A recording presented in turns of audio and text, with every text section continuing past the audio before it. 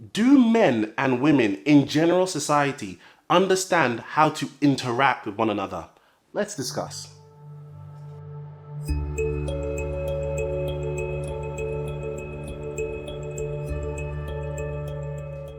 Hi, my name is Tolu from the Eden Ideal. Here at the Eden Ideal, we've been running a mini campaign to encourage better conversations around the apparent breakdown in relationships between men and women. You can click on the card above to watch some of the other videos in the series.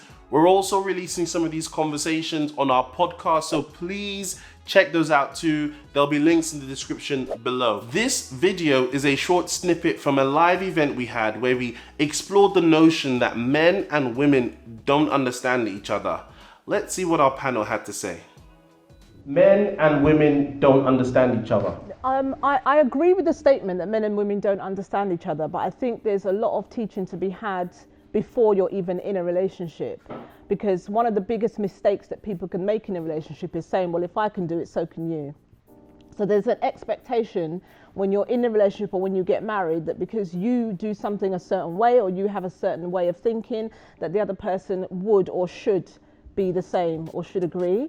And actually there's differences between men and women, but there's also differences between every single individual that exists on the earth. So we always say, study your partner. When you start dating, it's time to collect data, but in a way that you're doing it so that you're discovering who the actual person in front of you is. So those statements like men are all this and women are all that, look at the person in front of you and begin to study them. And if you find that you enjoy this subject, then continue on. Now move on to a master's, move on to a PhD. If you're not interested in that subject, change course. You know? Come on, yes! Yes! I'm interested. Oh, wait, can I just add something, clarify? Because as would be expected from marriage experts, we've straight away gone to marriage. Yeah. Just not even thinking, I'm not saying that's what you were doing, but like men and women in general society now, just like outside of that context, do we think that there is a misalignment? Because I actually think, and we'll come on to the next question, like that focus on marriage might be skewing the wider thing a little. And maybe there is less understanding of each other just in community. Any thoughts on this side? I agree. Yes. I don't think men and women understand each other well. And I think that there's a variety of reasons for that. Sometimes it can be age. So I'm thinking back when I was a young person, I say that like I'm some kind of relic right now. But no, when I was a young person, did I really understand what men thought or how they were or just the differences? Probably not. As I got older and I studied and I learned and interacted, it became better. But I don't really think that we do understand each other fundamentally, just, you know, without putting marriage or dating on the table, just in general.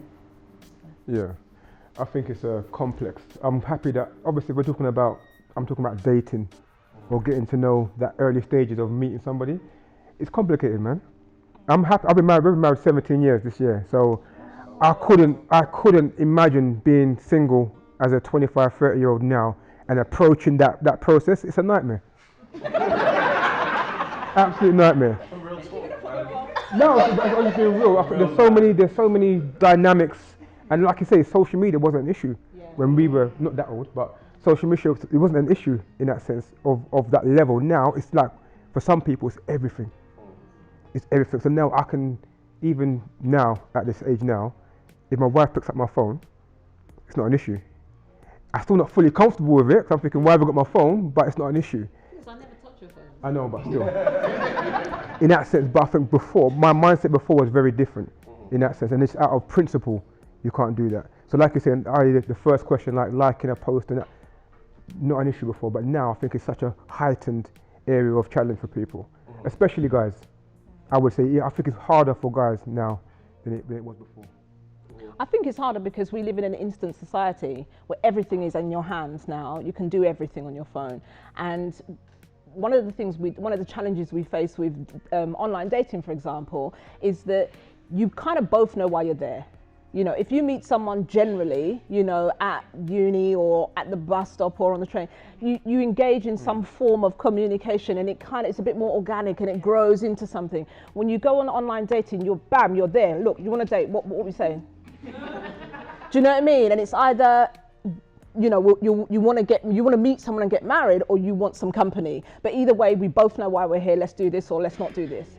And so it's all become so instant now that a lot of the journey that you would naturally kind of grow into, it's almost been removed. So it is a lot harder, I think, for even outside of dating, prior to that, or even if you never date, but just to be, I hate saying this because it always opens up a can of worms, but can men and women be friends, you know, all that kind of thing. It does bring a whole other dynamic. Can we go into that? We can go there. We can go there. Like, I mean, because I wonder whether that's maybe an element to this. Like, do we actually think men and women should be friends? Because I mean, I would guess most men here would have more male friends, and most women here will have more female friends.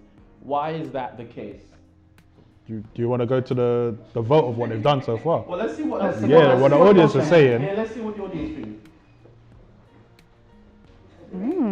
Because most people are agreeing with it. Can you I think for me, like the thing there is, I definitely think like we have to, you know, train people in terms of relationships and marriage and dating and those things, like it's critical.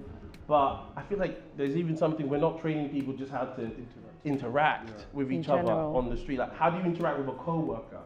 You know, and almost because we're not doing that, the only interaction might then be one of lust or romantic, because that's the only way you think about, you know, people. That's what we hear about. If there's any gist with someone in work, it's gonna be about something like that, you know what I mean? So, I don't know, asking questions. Aya, we haven't heard from you, what do you think? Yeah, I agree with what everyone has said. I think fundamentally no, and I think, like, thinking about it and just strip out the question more, especially looking at myself when I was younger, I'll say maybe primary school, I think I did understand girls more then. I think maybe because of my innocence. But I think as you grow older and then you get into, like, you know, there's like society norms, there's, you know, guys say certain things about girls, depending on who's teaching me about the opposite sex. All these things now change my perception and understanding, and maybe I start to go into cultural biases about, oh, women are like this, men are like this. So I think it's very much more outwardly influenced, culture, society and so forth, that adds to why we don't understand each other, more than it just being some inherent issue of like, I don't get women, you know what I mean, kind of thing. So that's what I would say to add to what's been said. I agree with Aya, because I think what ultimately happens, most of our early experiences are in the home, and depending on who you were raised by can often be who you model yourself on. And if you're a young man and you're modeling yourself on your mum, it's very difficult to then understand where you're going as a guy in society. And so you might find you're more drawn to female friends because they can almost replicate a younger version of your mum, and learning. And Rob often says he was raised by women, so he's I mean, I prayed to God. I prayed and I fasted, okay, for my husband. And one of the criteria is that he would be a great communicator. And sometimes when Rob is speaking, I'm like, babe, too much information. He can chat. And the thing is, I prayed for that, but I think because of how he was raised, he has this ability to extend conversation more than some guys that I know who really just prefer bullet points. Don't give me paragraphs, it's too much. And so it really depends. You can't say that, you know, this young man here is the same as Rob because they're guys. They're different, you know? Yeah, it's a headache, because I think that there's a blessing and a curse in growing up in a female environment. It was good because I had insight from a young age. I always still heard and listened to my sister's conversations and their friends on the phone, so I had a bit of insight in that sense. But growing up, it led me into bare drama as far as relation. Oh no, seriously, my children are here, so I'm not gonna go into too much detail, but in that sense, I was comfortable in female environments, so it got me into bare trouble. And I fell into relationships just by being present. Does that make sense? And that carried on through to adulthood as well. So it was a blessing when I was younger, but it became a curse when I was older. So I didn't really have best male friends growing up. So in that sense, now God has kind of allowed me now, my ministry and my passion is for men, i.e. discipleship. So I'm just preparing a program now for the life of our church, actually from discipleship from Sunday school to youth to young adults. Not mentoring, because I think mentoring is very different. Discipleship is intentional. So that's my passion at the moment, is actually preparing men for the reality of relationships, finances, the whole kind of a wide spectrum of stuff that as men, me growing up, I didn't have that influence growing up. Yeah, and then I grew up, I went to an all-girls school and I was bullied at school. So I came out of school leaning more towards friendships with guys. So I had more male friends who were just friends than I did female friends, because my connection with females was that they would judge me and reject me and all of that stuff. So I grew up having male friends. So it's not until I got much older, almost into my 30s, that I began to learn how to relate to women and not feel judged or not feel that they were, you know, assuming things in their head about me, because I was programmed at school to think that. So there's so many different factors as to why we can't, or we do or we don't relate to people of the same or opposite sex. It's just, that's why we say, look at the individual in front of you. We can't generalize. You know, as you were speaking, it just reminded me of another question probably to ask, or you can think about same-sex schools. Because I went to a girls' school, and then when I went to college, right, I didn't know what to do with myself, because I was like, boy there, boy.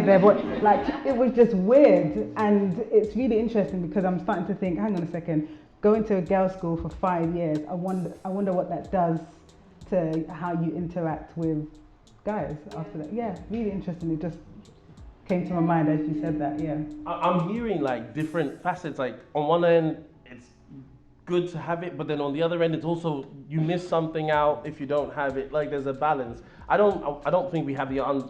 I don't think we're going to chart the right answer, and I don't think there is a specific right answer, as you were trying to say, Sonia. Like I think it's about your circumstances, but I definitely think if it's too much in one way and not the other, like if as a guy all I have is female friends, or all I have is male friends, I think it can lead to weirdness. That's kind of what I'm thinking. Okay, but you know, is there anything anyone wants to add on that before I kind of like take it to... I think just to expand on what you've said is that ultimately I think we need to focus on the issue. So if my issue was because I was bullied at school, if I didn't deal with that, then I would still have that view now. And then I'd probably project that onto my own kids or the people around me and all that kind of thing. So I think if you deal with the issue and address why is it that you find it difficult to relate to people of the opposite sex, or deal with that, the seed, get to the seed of the issue, yeah, or the root of the issue. Thanks for watching this video. We'll be releasing more clips just like this one on our channel. So if you haven't already, please subscribe below so you can be notified when they drop. Remember, a key step to mending the breakdown in relationships is by just talking about it more. So keep the conversation going. Leave a comment below letting us know your thoughts, and you can also get in touch with us via Twitter or Instagram at The Eden Ideal. Finally, please like and share this video if you think it added value, because it really helps with getting more people to see it. Take care.